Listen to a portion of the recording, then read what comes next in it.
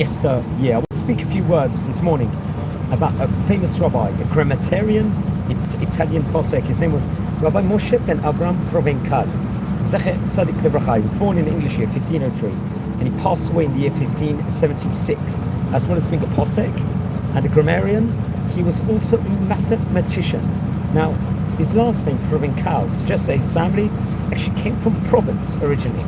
Now, this must have been, let's say, in the aftermath, let's say, of Provence's incorporation into France in the 1480s. Now, the local Jewish population was expelled, unfortunately. We see anti-Semitism. This happened in the year 1498 to 1501. Like much, let's say, of the exiled Jewish population, it's likely that the Provencal's family fled from Provence to Italy in the years shortly before he passed away. So that's a bit of background. So I think he was born in a Castel Monferrato. Now, where is that? That's, I think, northwest of Italy. Now, come with the year 1535, he would compose a poetic guide to the rules of Hebrew grammar entitled the Beshem Kadmon. That was the title of it, which was later published in Venice by the author's grant, I think, Kamot, November 1596, many years later. By the year 1550, he was a chief rabbi of Mantua, which obviously is in the divorce at 64, around there. The Italian rabbinate at that point in time was split over the validity of Samuel Venturoso's bill of divorce. And there was a big halachic debate at the time, and it would descend into even a legal discussion, and would actually get the courts, I think, involved. Eventually came to include halachic giants from both Sfat and Saloniki. Remember, those were the two arguably main centers of Torah in the world at that point in time. Rabbi Provencal would spearhead the rabbinic group, arguing that, let's say, Venturoso's bill of divorce was actually invalid. They would actually hold. And so I'm reading over from Wikipedia. Come with the year 1566. Now, Rabbi Provencal published a pamphlet making his case and arguing that the opposing rabbis, let's say, did not necessarily follow the correct protocols with regards to judicial view. By 1574, the debate was resolved, and the Italian rabbinate was reconciled. Now, he passed away also on the 30th of July in the year 1576. I'll have to double check the exact Hilula, but from an English point of view, it's just over a week time here from the time of recording over here. Now, he had various different responses, which we're going to speak about in a minute, especially the Shelot Shuvot, Rabbi Moses Provencal. I think it was later printed way after, in recent times, in Jerusalem between the years 1989 to 1998, and had been studied and quoted by various, let's say, later rabbinical authorities over here, this book in itself. So let's look at it. So there was a shoot, Rabbi Moses Provencal. This would come out, I think, through Rabbi Abraham Yosef Yanai, Machon Yerushalayim. This was, I think, quite recently.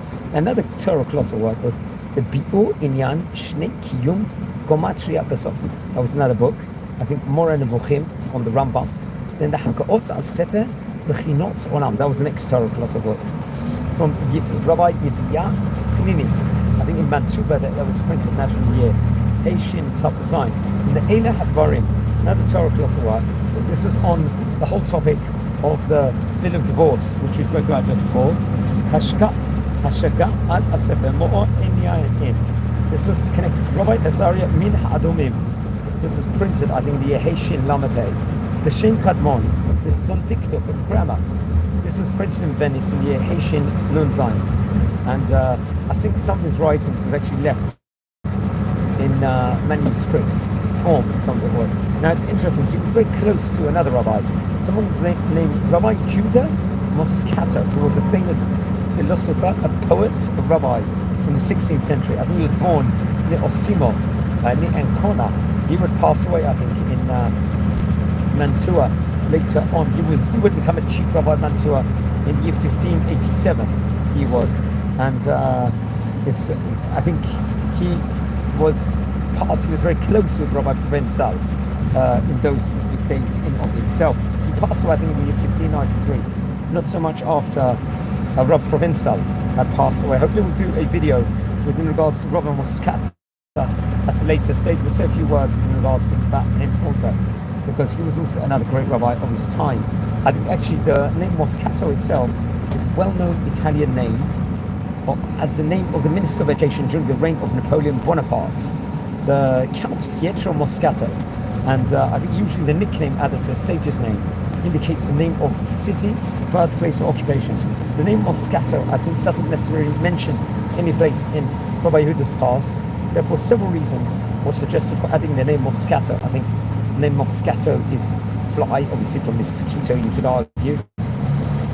Or perhaps it's the name of the plants, or fruits or flowers, let's just say, in of itself. Now, let's look at some of Rabbi Moscato's work, because he lived very much at the same time period as Rabbi Provencal, which we mentioned about before. So among his Torah works, including the Futsot Yehuda, which is, I think, based on 52 drashot for all the year on different subjects. So Kol Yehuda was another one of his books. This was a Perush on the famous book of the Kuzari, was printed in 1594 in Venice. And the Perush Al Shirashim, the Song of Songs, obviously naturally written by King Solomon originally. I think that was authored.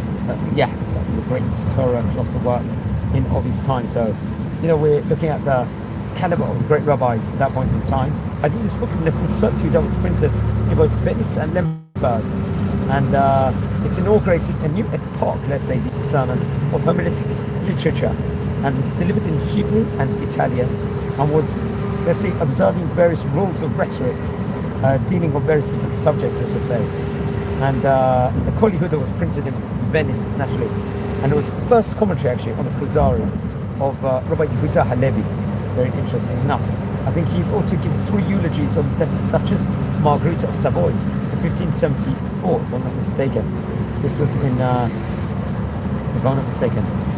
That's very, very interesting. But we're going off topic a little bit.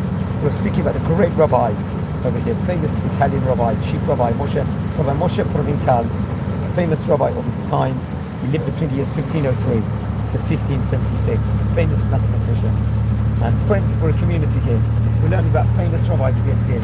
If you descend from any of the great rabbis I'm speaking about, please send me an email. I would love to hear more information. And if you feel anyone's interested in watching any of these videos, share these videos to other people also, and help the channel grow. And if you feel your descent from any of the great rabbis I'm speaking about, please send me an email. I would love to hear more information. So thank you very much. Have a great day. Here from Jerusalem.